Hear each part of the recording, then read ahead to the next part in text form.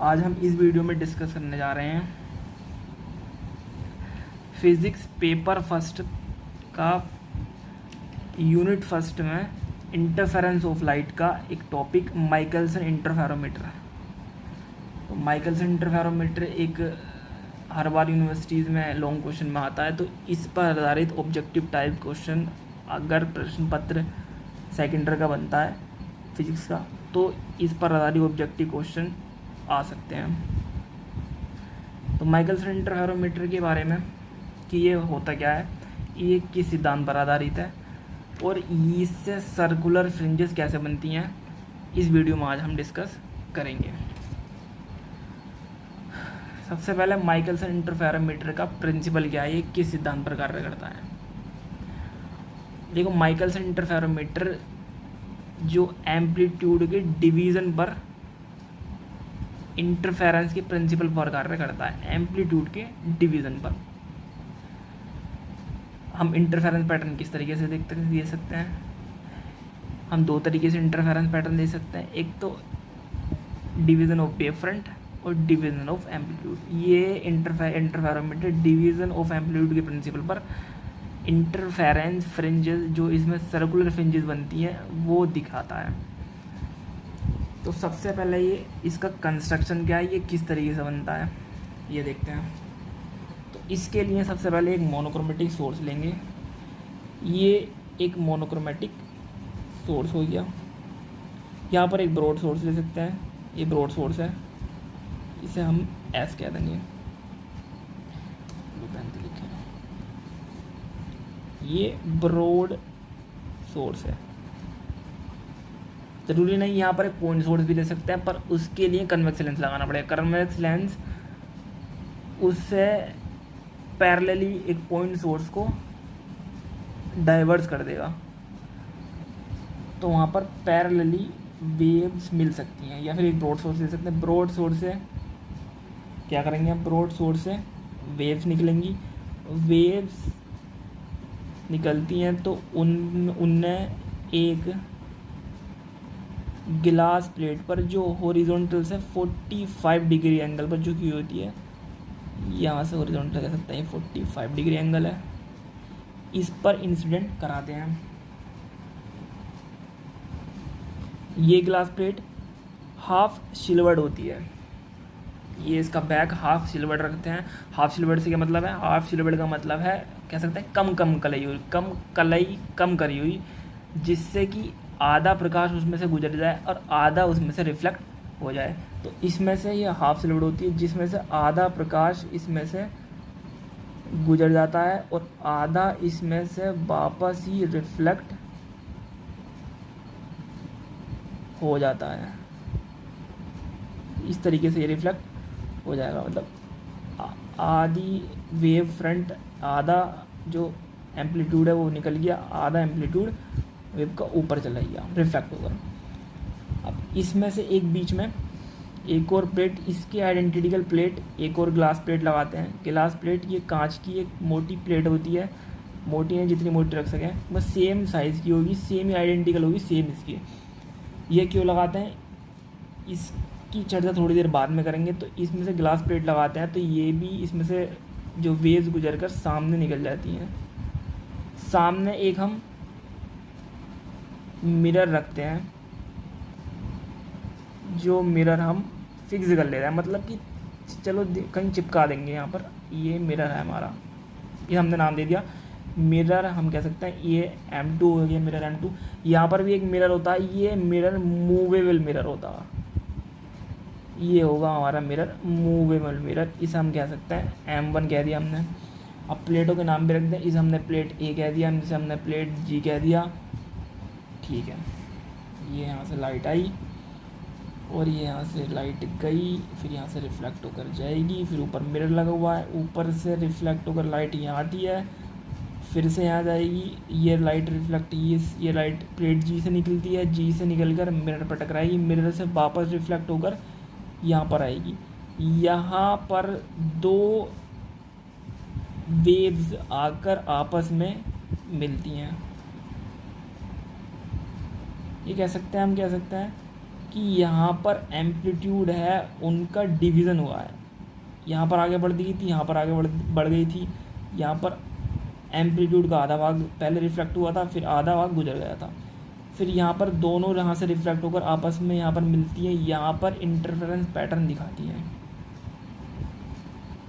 तो यहाँ पर इंटरफेरेंस पैटर्न दिखाती है। यहाँ पर एक खास बात है मिरर के ऊपर, यहाँ पर मिरर M1 और M2 सामान्य मिरर ना लेकर ये कुछ अलग ही मिरर लेते हैं। जो हमारे घरों में मिरर होते हैं उनके पीछे की सरफेस पर कलई कराई हुई होती है, जिससे पीछे की सरफेस पर कलई कराई होती है, पर ये मिरर के बाहरी सरफेस पर कलई करी हुई है, जिससे लाइट इनकी बाहरी सरफेस से यहाँ पर रिफ्लेक्ट होती है। ये ऐसा क्यों करा गया है? यहाँ पर ऐसा इसलिए करा गया है क्योंकि ऑप्टिकल पाथ की समस्या नहीं आए। ऑप्टिकल पाथ की समस्या नहीं है, क्योंकि ऑप्टिकल पाथ की समस्या आ सकती है। अब यहाँ पर जो एक प्लेट जी है, इसे हम क्यों लगाते हैं? तो यहाँ प्लेट तो डिवीज़न, ये एम्पलीट्यूड की डिवीज़न क्यों नहीं लगाई है? ये प्लेट समझ में नहीं, ये प्लेट क्यों लगाई है? ये प्लेट इसने लगाई है क्योंकि यहाँ से आने वाली वेव या कह सकता है रे यहाँ पर आई, यहाँ से ये एक गिलास की प्लेट के अंदर इतना मार्ग इसने इतना पाथ यहाँ चला, फिर यहाँ से रिफ्लेक्ट होकर 2 बार यहाँ से गुजरी, फिर ऊपर जाकर रिफ्लेक्ट होकर M1 से फिर दोबारा वापस आई, फिर यहाँ से तीसरी बार ये यहाँ आई, फिर ये नीचे की ओर चली गई। तो कितनी बार गुजरी है? एक प्लेट से 3 बार यहाँ से गुजरी। अब ये दूसरी जो वेव्स है, ये दूसरी वेव्स है, ये यहाँ से एक बार गई, एक बार यहाँ से एक गिलास प्लेट एक से एक बार, फिर यहाँ से अगर जाती, यहाँ पर एक ग्लास प्लेट नहीं होती तो सीधे जाकर यहाँ से रिफ्लेक्ट होकर यहाँ पर इंटरफेरेंस पैटर्न दिखाती, यहाँ पर ऑप्टिकल पाथ की समस्या आ जाती, क्योंकि यहाँ पर जो पहली जो वेव्स है वो 3 बार एक प्लेट ग्लास प्लेट से गुजरी है, जबकि ये एक बार गुजरी है, जिससे इसका पाथ ऑप्टिकल पाथ की समस्या आएगी। तो इसलिए ऑप्टिकल पाथ को कंपनसेट करने के लिए एक प्लेट लगा देते हैं, जी प्लेट, क्योंकि यहाँ पर जाएगी तो एक पहली बार तो यहाँ से एक प्लेट यहाँ पर जो गुजरने वाली है वो एक बार पास कर चुकी है, ये दोबारा यहाँ पर सेम है, सेम आइडेंटिकल प्लेट है, इसलिए यहाँ पर 2 बार, एक बार यहाँ से कर देगी 2, फिर दोबारा से जो रिफ्लेक्ट होकर आएगी वो फिर दोबारा यहाँ से गुजरेगी तो 3, इसलिए 3 पहली वाली जो वेव्स है और दूसरी वाली जो वेव्स है वो भी 3 बार आपस में एक दूसरे प्लेट से गुजर चुकी है। मतलब ऑप्टिकल पाथ की समस्या यहाँ नहीं आएगी, इसलिए यहाँ पर एक प्लेट जी लगाई जा सकती है। इसे हम ये भी कह सकते हैं, ये कंपनसेट प्लेट है, कंपनसेट प्लेट है, जो भी नाम है कंपनसेट प्लेट हम इसे कहेंगे। अब ये फ्रिंजेस को देखने के लिए फ्रिंजेस दिखेंगे कैसे? यहाँ पर एक टेलीस्कोप ले लिया जाता है। ये कैसे बनेगा? ये हम इस तरीके से बना देंगे टेलीस्कोप, जो जैसा बना दूरदर्शी, हिंदी में टेलीस्कोप।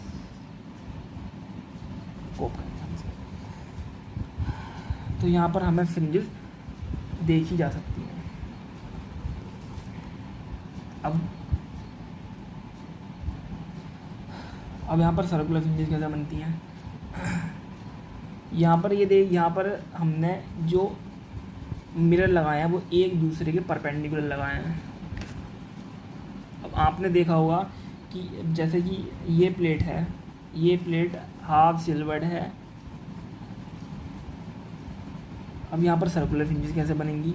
सर्कुलर फ्रिंजेस बनने के लिए यहाँ पर, जैसे कि आप जानते हैं आपके घरों में ही जो कांच की खिड़कियाँ लगी होती हैं, तो कांच की खिड़कियों में आपने देखा होगा कि सामने का जो गली का नज़ारा है या गली के जो कुछ भी देखना है वो भी दिख जाएगा, पर पीछे का जो आपके जो पीछे का है थोड़ा बहुत उसमें से रिफ्लेक्शन दिखता है, उसका भी थोड़ा बहुत रिफ्लेक्शन दिखता है।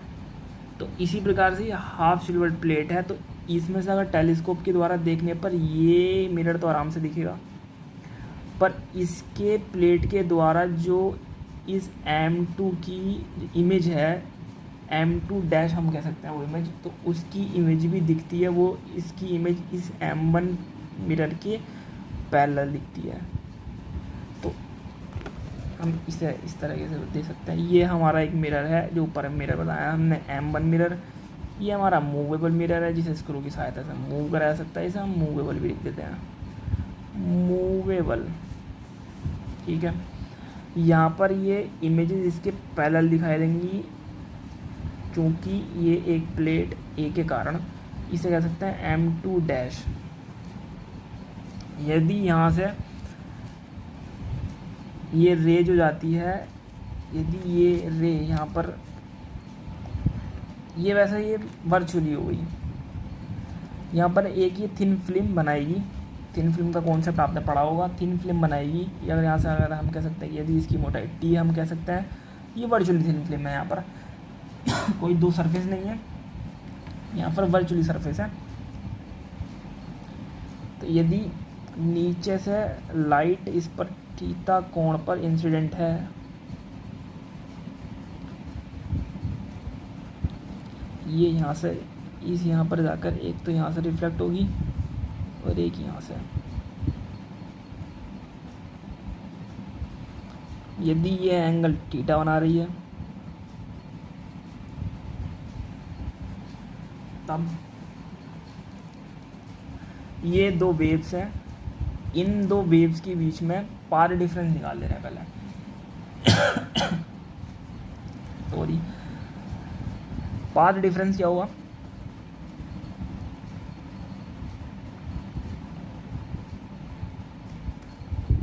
Delta two mu t cos theta.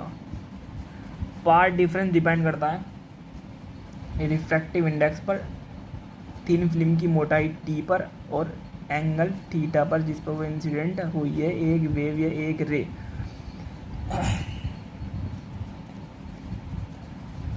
यहाँ पर एयर फिल्म बन रही है, तो एयर फिल्म के लिए हम कह सकते हैं या फिर एयर का रिफ्रैक्टिव इंडेक्स μ = 1 होता है। तो डेल्टा होगा हमारा 2t cos थीटा। यहाँ पर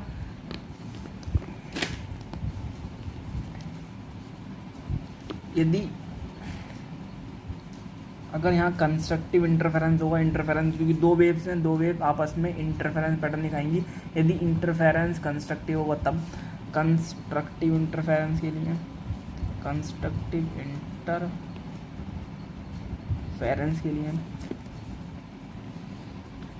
2t cos theta = n lambda.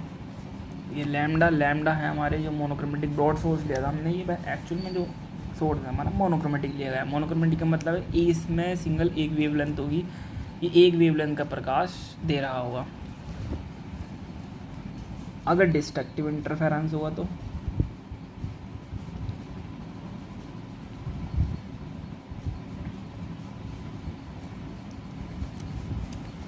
Destructive interference के लिए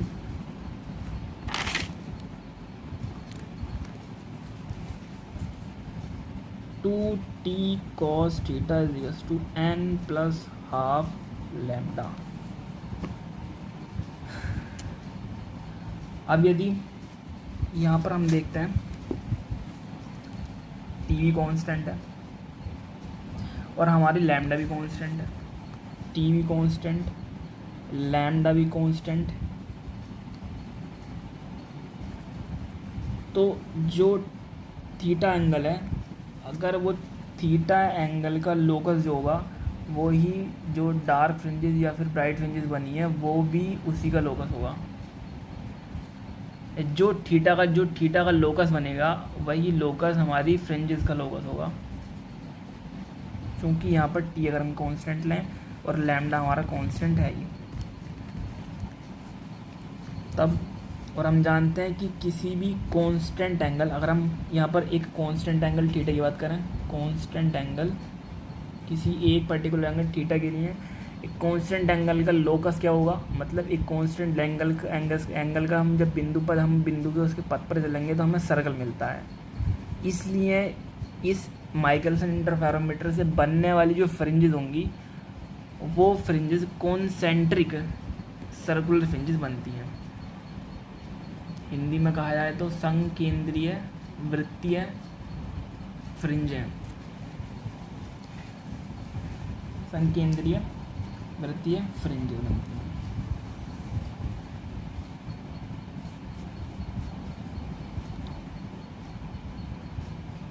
अब यहाँ पर फ्रिंजेस का ऑर्डर क्या होगा, जैसे कि अगर कंस्ट्रक्टिव अगर हम ब्राइट फ्रिंजेस बननी है तो इसका ऑर्डर क्या होगा, 2t cos theta N lambda. अगर यहाँ पर ये कांस्टेंट तो ये भी कांस्टेंट, तो फ्रिंजेस का ऑर्डर सीधे सीधे डिपेंड करेगा एंगल पर। यदि एंगल थीटा विल बी 0 है, यदि हम उसे सीधे देख रहे हैं, बिल्कुल यहाँ से बिल्कुल सीधे देख रहे हैं, अगर एंगल थीटा विल बी 0 है तब जो फ्रिंजेस का ऑर्डर जो होगा वो मैक्सिमम होगा। ये इसका मतलब कह सकते हैं जो सेंट्रल जो फ्रिंजेस होंगी वो मैक्सिमम ऑर्डर की होंगी, सेंट्रल फ्रिंजेस जो होंगी वो मैक्सिमम ऑर्डर की होंगी। और जब हम अगर थीटा की वैल्यू बढ़ाते चले जाएंगे तो हमें ऐसा प्रतीत होगा कि फ्रिंजेस बाहर की ओर जा रही हैं। अब यदि एक निश्चित एंगल थीटा के लिए अगर हमने थीटा ही फिक्स कर दिया, थीटा हमारा फिक्स्ड है, यदि हम इस मिरर टी को जो मिरर M1 है वो मूवेबल है ऊपर, अगर वह ऊपर की ओर खिसका है तो हमारा टी भी इंक्रीज़ होगा, मोटाई इंक्रीज़ होगी। यदि मोटाई इंक्रीज़ हो तो यहाँ से देखते हैं, फिर से लिख ले रहे हैं इसे 2t cos theta, 2t cos theta equals to n lambda. यदि टी इंक्रीज़ होगा, अगर ये फिक्स है, ये भी फिक्स है, मोनोटोनिक सोर्स है, एन भी इंक्रीज़ होगा, तो हम कह सकते हैं कि यदि हम मूवेबल मिरर M1 को ऊपर की ओर खिसकाएं तब हमें जो गोल गोल फ्रिंजेस, जो हमें इस तरह की फ्रिंजेस जो बननी है वो बाहर की ओर फैलती हुई दिखाई देंगी। यदि हम टी को डिक्रीज़ करें तो वह सिकुड़ती हुई दिखाई देंगी। तो इस टॉपिक पर ऑब्जेक्टिव टाइप क्वेश्चन भी पूछे जा सकते हैं। Thank you. आपको इसका पूरा क्वेश्चन आंसर फॉर्मेट में ये टॉपिक कॉन्सेप्ट के साथ में मिल जाएगा, उसका लिंक डिस्क्रिप्शन में है, आप वहाँ से डाउनलोड कर लीजिए। Thank you.